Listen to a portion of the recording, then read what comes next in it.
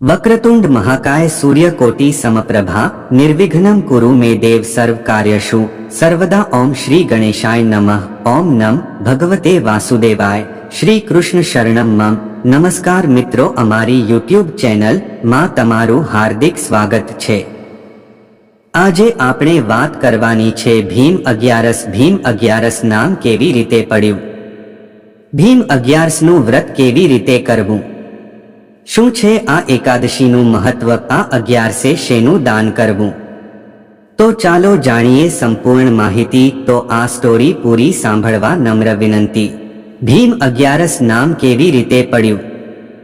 જ્યેષ્ઠ શુક્લ પક્ષની એકાદશી નિર્જળા એકાદશી નામથી ઓળખાય છે। વેદવ્યાસજીએ પાંડવોને એકાદશી વ્રતનું મહત્વ બતાવ્યું। એ સમયે ભીમે કહ્યું કે વર્ષની તમામ એકાદશીએ હું ઉપવાસ નહીં કરી શકું। મારા પેટમાં બ્રુક નામનો અગ્નિ છે, તેથી હું ભૂખ્યો નહીં રહી શકું। ત્યારે વેદવ્યાસજીએ માત્ર જ્યેષ્ઠ શુક્લ એકાદશીએ નિર્જળા વ્રત કરવા જણાવ્યું।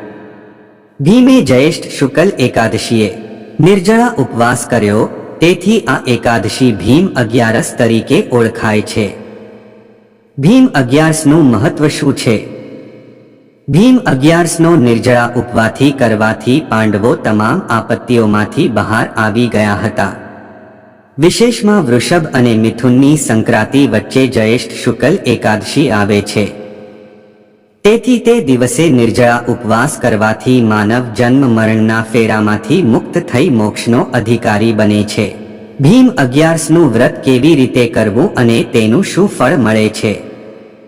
જ્યેષ્ઠ શુક્લ એકાદશીએ સૂર્યોદય પહેલા સ્નાન કરીને દ્વાદશીના સૂર્યોદય સુધી નિર્જળા રહેવાનું વિધાન છે। માત્ર સ્નાન અને આચમન પૂરતું જળ માન્ય છે।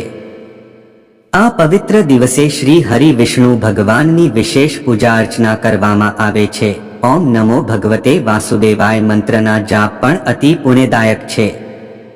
દ્વાદશીના સૂર્યોદય પહેલા ઉઠી સ્નાન આદિ પ્રવારી ભૂખ્યાને તથા બ્રાહ્મણને ભોજન કરાવ્યા બાદ પોતે ભોજન કરવું।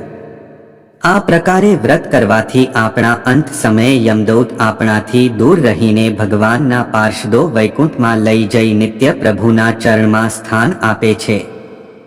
ભીમ અગિયારસે શું શું દાન કરવું? ભીમ અગિયારસે ઉપાસકે ગૌદાન, વસ્ત્રદાન, ત્રદાન, ઋતુફળ, દૂધ, જળ વગેરેનું દાન કરવું। બ્રાહ્મણ અને ભૂખ્યાને અન્નદાન કરવું। નિર્જળા એકાદશી શા માટે કહેવાય છે? જ્યેષ્ઠ શુક્લ એકાદશી વૃષભ અને મિથુનની સંક્રાંતિ કાળમાં આવે છે।